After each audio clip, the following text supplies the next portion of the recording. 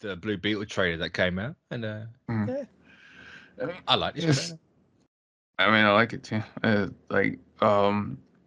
only thing I didn't like is how everyone, or how a certain group of people, got kind of little, got their bum kind of heated because of a George Lopez joke at the end, and people like took that way too seriously than what it was supposed to be. Say, what's the Because joke? it was when they're in the, I guess, the Beetle layer, and it says this is kind of like what Batman has, and then George Lopez's character says Batman is a fascist. Oh, of course, people recognize about that. Of course, I should have guessed that. Yeah, and as soon as that clip I found went, it funny, everyone, to be yeah, honest. everyone, I was like, it is funny, but I was like, and then that's when but I wasn't like really out of it as the joke, and then that's when I saw a certain group of people took that way too seriously, and they went irate with it, and I'm like, dude, it was just a joke, but Yeah. I did like, you know, Blue Beetle. It was very well, it referenced a lot of Japanese superhero shows. Yeah, yeah. Because at least that's what I thought they were going for with all the over the top action sequences and the posing, the unnecessary posing. But it's cool. I can't wait to see it. I'm not sure. Um, it's gonna be part of the new DCU. No, it is. They said it's going to be canon to James Gunn's Oh, DCU. so Also, they're the way like you compared how Gunn's talking about this, like, or not talking about, like, marketing this movie compared to Shazam 2, yeah, it's yeah, night and day.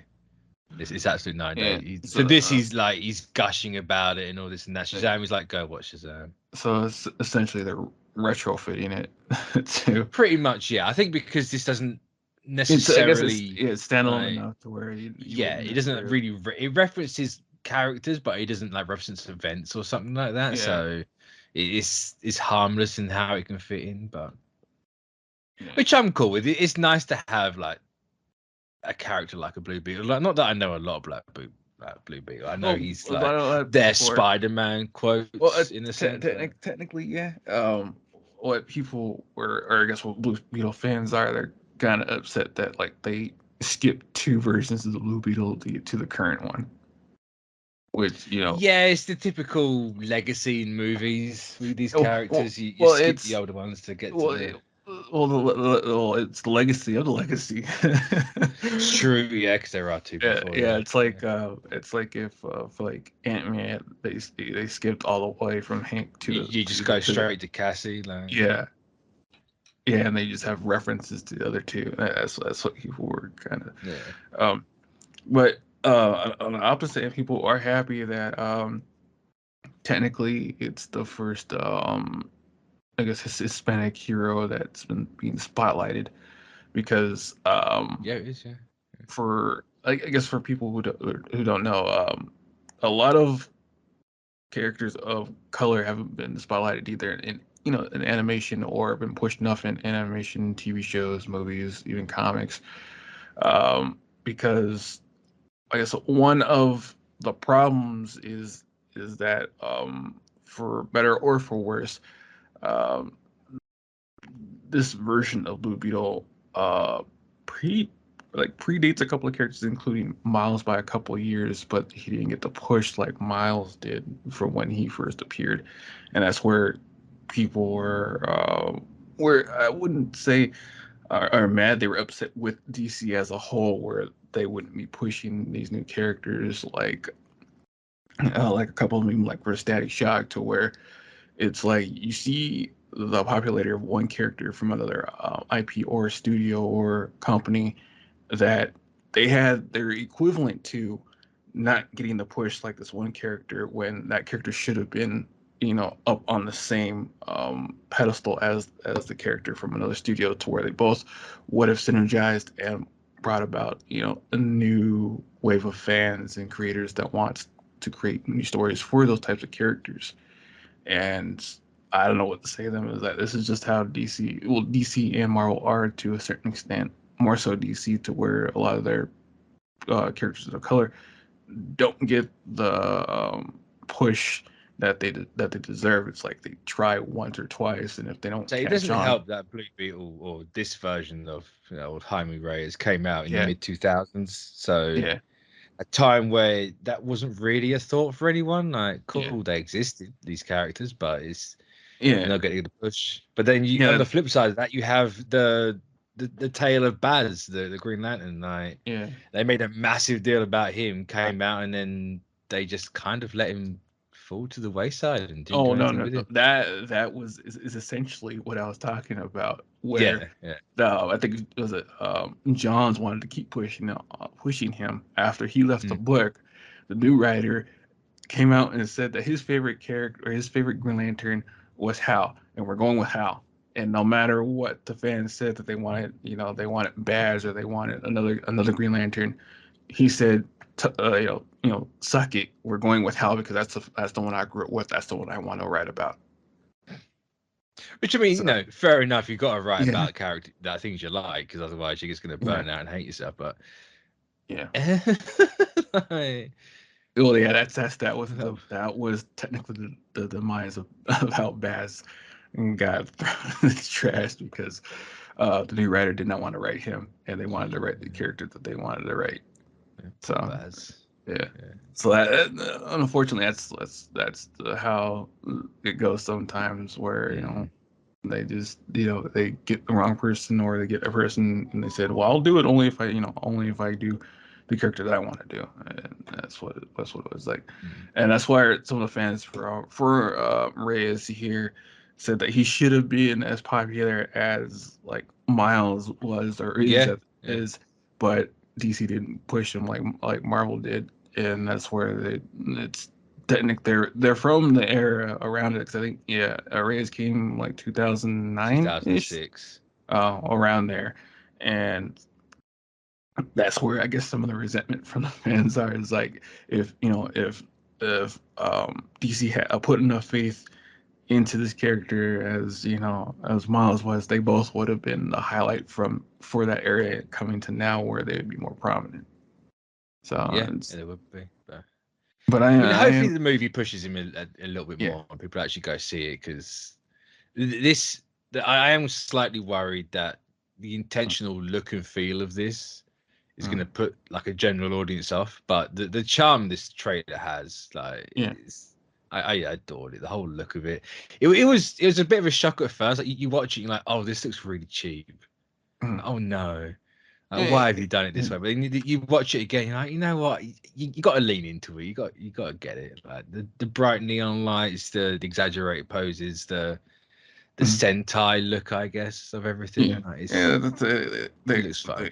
yeah, it does.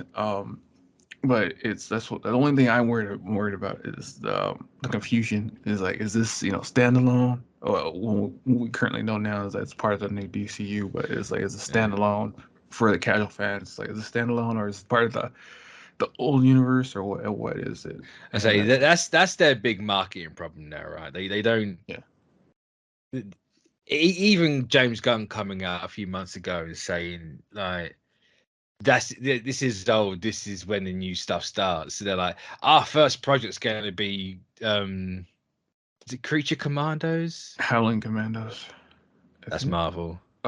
It's the Creature Commandos, because I know both of them have like similar names to Yeah. most of the characters. Yeah. The weird animated one, right, is Well, their first project. But then at the same time, they also say that Superman Legacy is the start of the DCU. But they're not bringing that out that one's first. weird. That thing is weird, because he said like, this is the start of the DCU, but this is the start of the DCU for movies. I was like, what? Yeah, it's the It, them. Even with Gunn on board, it's very like, well, why don't you yeah. just have Okay. Superman be first? Like, Yeah. Yeah. You're correct. It is Creature Commandos. hey, it's the first time I've remembered that name correctly. I always get it wrong. Well, But, you got it right for an IP that only got like 3 issues. hey, I know my obscure stuff. But yeah, so that's first. But now, because apparently Mm, Blue Beetle doesn't really reference anything in yeah.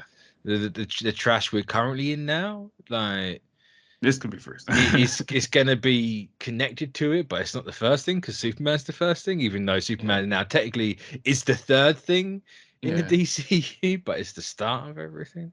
But Blue Beetle's coming out when we got the Flash and Aquaman coming out, so it's within the old stuff, but it's taking place after. The whole see, this is just a log jam at this point because you have the old stuff still coming out, while the new stuff is coming or is essentially replacing the old stuff at this point. It's just really weird because you got the Flash, and I forgot all about like Aquaman 2, where that's supposed to end it. Technically end it. I said damn well. I think Momoa's forgot about Aquaman as well. He's like, yeah, I ain't doing 3. I'm going to be Lobo. He's going to Minecraft. That's what he's doing. Oh yeah, he's going to be Steve. Yeah, Steve's going to be huge. Damn. But yeah, it's just a weird thing here because I was like, I want to know how like because from how you said it is like that's what I want to know. It's like I really want like a definitive timeline how this thing is gonna go because they need to, yeah. Because it's all stems from James Gunn because he said that he wanted like all these projects to be canon to the DCU, and that includes the animation front, and that also includes the video game front, which is a pipe. The whole video game thing's a pipe dream. Yeah, because when he said that, because like when he says that, I'm like, how is that gonna work? The only way that can work is if it's like a standalone story and they just make a quick reference to it, and that's it. Yeah, that's the only way you can do it. How the development time on games it's impossible. Yeah. Unless you plan everything that tightly and you're that strict with how fluid a script and direction stuff can go, like there's no way you can make games. And I know people are going to be like, oh, but these people didn't. No, they didn't. No. No, everything. Don't believe his TASM 2 video game lies. No, I played TASM 2. No, that whole thing changed really, really quickly. It was like it only made a reference to the first movie. Yeah, that was that was horrendous marketing, that one. But that's Sony. But yeah, games will never be. They can be loosely based, and they can go. It takes place in timeline. It's something completely different. Yeah, that's what I'm saying. It's like you're just going to be getting references at that point. So it doesn't cross paths with the canon timeline of the movies and the animation because you can plan for animation around that. Unlike with video games because things change. Like the plans for the video games and the scripts for them can just get thrown out in the trash and you start over from square one right there and then. Yeah, I'm certain the only thing he means is like the new Superman actor will be the voice in animation and games. Yeah, and they'll do it that way. That's the only way that as well. That which is kind of technically smart, but those actors. I say it'd be nice to have a consistent voice for everything, but they're don't mean it's canon. I was like, they're gonna be getting paid. Hopefully, getting paid a lot for all the stuff that they're gonna be potentially being. You just gotta hope that the actor for Superman or the character, whichever one, gives enough of a crap to actually be good at voice acting as well. Because as we've seen from What If, completely different. Yeah, some people can phone it in, some people try. Yeah, and that's why I was like. Yeah, because certain actors can actually, voice act, others, can't, and it's just like you just see them it's just them talking at that point. Yeah, it's just like, oh, hey, this thing's happening now. Yeah, yeah. Blue Beetle, it looks fun. It's got a charm to it. It looks different. I'm here for it. I'm very much here for it. Yeah. I know. I think I know that. I think the Japanese trailer is actually people were really excited for that. Japanese. I need to watch that now. If it's anything like Nezarek's voice actor in Destiny, like just going absolutely nuts. It's funny because especially like we check YouTube for translations. A lot of the Japanese viewers are really excited for this. Nice. I might actually just go watch it after this. So I reckon that would fit really well. I might just watch Blue Beetle in sub, or just never watch it in English. Just always watch it in sub. I mean, no, if you watch a lot of like comic book movies, so it's really interesting from from the voice actors that you get them. Like I know off the top of my head, I know the voice actor, the Japanese voice actor for All Might is the voice actor for Thor in Marvel, and he's Nice. he's also the That's so voice good. actor for Kratos. Oh wow! I wouldn't have put those two together. I can see it now, but I wouldn't have put them together. That's what we found out before we laughing at that. He's like, you know, the voice actor for like All Might is the voice actor for Thor in the Marvel movies and Kratos. I'm gonna have to watch the MCU in Japanese now, just for that. All right, that's gonna bring an end to that topic, and moving on to our last one.